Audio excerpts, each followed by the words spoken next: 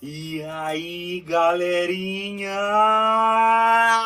Maravilha da natureza, como é que vocês estão? Tudo certo? Tudo maravilha? Espero que sim, espero que você esteja aí relaxadão, no seu assento, esteja aí tudo bem, tranquilo, sossegado, preparado para mais uma aula sobre calorimetria, sobre o calor.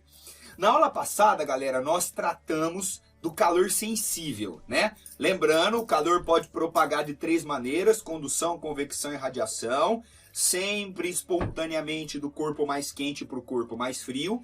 E quando um corpo absorve ou perde calor, 2 coisas podem acontecer: mudança da temperatura, mudança de estado. A mudança da temperatura é promovida pelo calor sensível. E hoje nós vamos ver o calor latente. Então, o que é o calor latente? É a parcela da energia na forma de calor que promove mudança de estado de agregação. Então, aqui nessa tabelinha que eu vou botar aqui, ó, a gente tem todas as transformações, tá, que podem acontecer de um estado para outro, ok?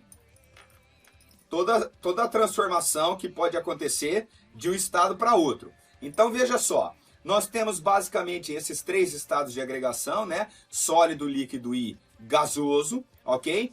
Quando passa de sólido para líquido, o nome dessa conversão, dessa mudança de estado é fusão. Eu acho que todo mundo já está ligado. De líquido para vapor, para o estado gasoso, é vaporização.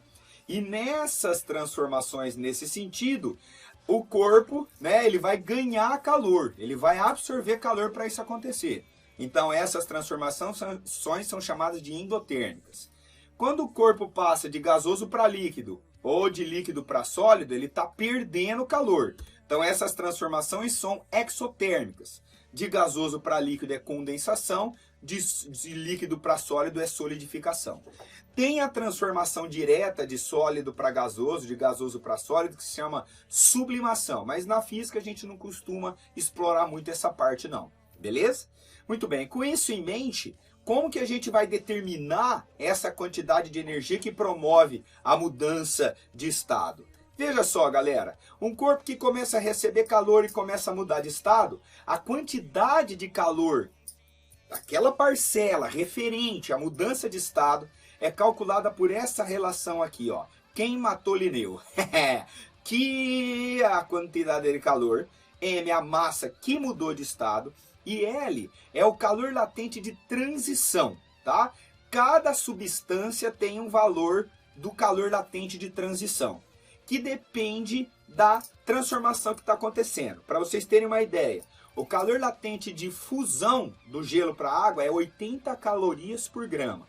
Isso quer dizer que 1 grama de gelo a 0 grau, para passar para 1 grama de água a 0 grau, tem que ganhar 80 calorias. Então, o de solidificação é perder 80 calorias. Seria menos 80 calorias por grama. No caso da vaporização, o calor latente de vaporização da água é 540 calorias por grama. Então, se você tiver 1 grama de água a 100 graus, na temperatura que muda de estado ao nível do mar, precisa ganhar 540 calorias para que a água 1 grama de água se converta em 1 grama de vapor. E para condensar, perder 540. Não precisa lembrar desses valores, tá, galera? Sempre serão dados. E eu falei esses valores com as unidades usuais, que é caloria por grama. Mas nada impede de ser joule por quilograma, usando as unidades do sistema internacional, ok?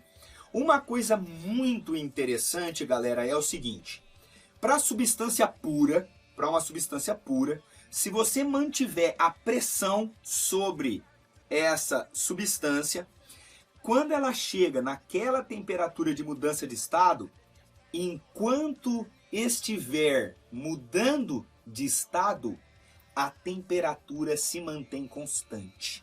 Olha que loucura! Então, ao nível do mar, o gelo derrete a 0 graus, certo? 0 graus Celsius. Vamos supor que a gente retire esse gelo do congelador a menos 20, ok? A primeira parcela de energia na forma de calor que ele vai ganhar é para ele esquentar até 0, porque aí que ele começa a fundir. Enquanto todo o gelo não virar água líquida, a temperatura se mantém constante. Porque aquele calor, aquela energia está sendo usada para promover a mudança do estado de agregação. Todo o gelo virou água. Se tem água zero, você continua fornecendo calor, o que acontece? Vai esquentando. Ao nível do mar, ela esquenta até 100 graus Celsius. Entrou em ebulição, entrou no processo que a água está passando para vapor. Aquela água não muda de temperatura. Ela mantém ali os 100 graus Celsius. Enquanto toda a água não virar vapor, mantém a temperatura. Só depois que vira vapor que você pode esquentar o vapor até ele virar plasma, tá? Que é o quarto estado da matéria. E isso tem umas aplicações muito interessantes. Por exemplo, uma coisa que a galera faz na cozinha é o banho-maria. Para quem não sabe o que é o banho-maria, você pega uma forma e põe água. Aí você vai fazer um pudim, uma torta, algum doce, alguma coisa do tipo assim, só que você tem a calda com açúcar que pode queimar e ficar amargo. O que a galera faz? Coloca o pudim na forma do pudim para assar e coloca aquela forma dentro da outra que tem água. Qual é o motivo disso? Enquanto o forno aqui está a 200, 250 graus Celsius assando o bolo, a calda está em contato com a água que está ali, ó, borbulhando a 100, borbulhando a 100. Justamente por causa dessa propriedade psicodélica aqui, tá? Para substância pura, a transformação ocorre com a temperatura constante. Sempre lembrando que o calor tem um sinal positivo quando ele é absorvido e tem um valor negativo quando ele é perdido, quando ele é cedido. Beleza? Então, essa é a expressão da quantidade de calor latente. Aqui, vamos fazer uma experiênciazinha mental e analisar esse gráfico que vocês estão vendo aí, ó. Olha só, vamos retirar o gelo do congelador a menos 20. Esse processo A, tá vendo esse processo A? Esse processo A é o aquecimento do gelo de menos 20 até zero. Se é o aquecimento do gelo de menos 20 até zero, é quimacete ou queimatolineu? Quimacete. Calor sensível, aquecimento do gelo de menos 20 a zero. Aí o gelo chega a zero, começa a fundir, começa a derreter. Esse processo B aqui é quimacete ou queimatolineu? Galera, mudança de estado, queimatolineu. Aqui a temperatura se mantém constante até que todo o gelo vire água líquida. Muito bem, derretemos todo o gelo, fundiu todo o gelo. Agora a gente tem água a zero. Continua fornecendo calor. A água vai esquentar, a água vai esquentar, a água vai esquentar até 100 graus Celsius se tiver o nível do mar. Esse processo C é um processo em que é quimacete ou queimatolineu? Calor sensível ou calor latente? Aquecimento da água de 0 a 100, galera. É quimacete, calor sensível. Massa vezes o calor específico vezes a variação da temperatura. Aqueceu a água entrou no processo de ebulição, está vaporizando. Enquanto toda a água não virar vapor, a temperatura se mantém constante. Observe no gráfico aqui da temperatura pelo calor. Então esse processo D, calor latente, queimatolineu.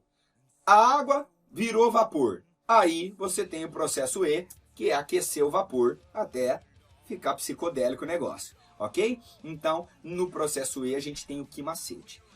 Esses carinhas aqui, ó, que estão indicando que a temperatura está constante, são denominados patamares. Patamares.